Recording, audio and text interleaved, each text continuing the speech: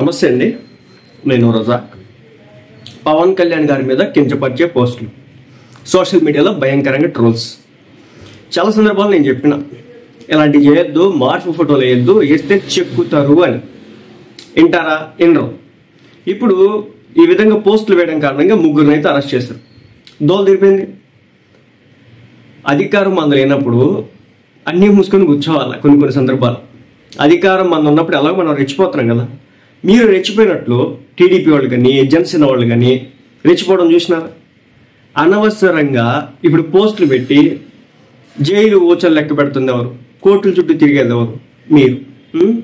Deputy CM Pawan Kalyan గారిని కించపరుస్తూ social మీడియాలో ప్రచారం చేసినటువంటి ముగ్గురు వ్యక్తులను కాకినాడ జిల్లా పిఠాపురం పోలీసు అదుపులోకి తీసుకున్నారు.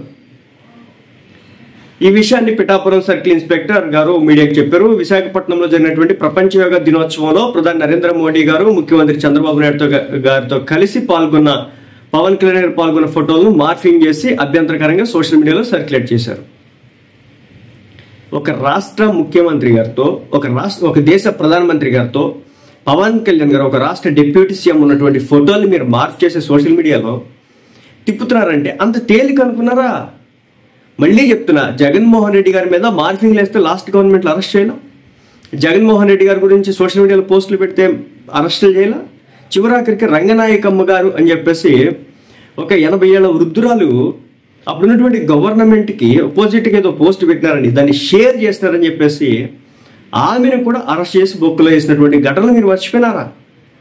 ఏకంగా ఒక రాష్ట్ర ముఖ్యమంత్రి గారిని అసలుకి లాస్ట్ గవర్నమెంట్లో అయితే ఆ సిద్ధం సభల్లో ఏకంగా బాక్సింగ్ బ్యాగులు పెట్టేసి ఇష్టం వచ్చినట్టు వాళ్ళ ఫోటోలు పెట్టేసి ఇష్టం వచ్చినట్టు గుద్దిచ్చినటువంటి పరిస్థితి. మరి అంత అనాలోచిత ఆలోచన ఎవరికి వచ్చిందో తెలియదు కానీ, అంత మూర్ఖత్వపు ఆలోచన ఎవరికి వచ్చిందో తెలియదు కానీ, అంత దిక్కుమాలిన ఆలోచన ఎవరికి వచ్చిందో తెలియదు కానీ రావడం అయితే వచ్చింది. దాని పర్యవసానం ఏంటి ఈరోజు మీరు చూస్తున్నారు కదా. మొత్తానికి నేను చెప్పొచ్చేది ఏంటంటే, ప్రభుత్వం లేనప్పుడు ఉందన్న సరే, ఉన్నప్పుడు కూడా రెచ్చిపోతే ఒక బోరుగడ్డ అనిల్ పరిస్థితి ఎలా ఉంది? ప్రభుత్వం ఉంది కదా అని చెప్పేసి రెచ్చిపోయినాడు బోరుగడ్డ అనిల్. ఏమైనాడు? ప్రభుత్వం ఉంది కదా అని రెచ్చిపోయినాడు వరా రవీంద్రారెడ్డి. ఏమైనాడు?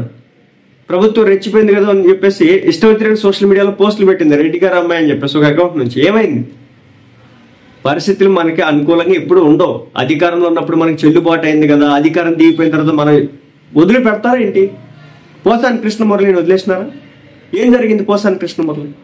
ఎన్ని రోజులు తిరిగినాడు? ఆర్జీవీని వదిలిపెట్టినారా? లేదా శ్రీరెడ్డిని వదిలిపెట్టేసినారా?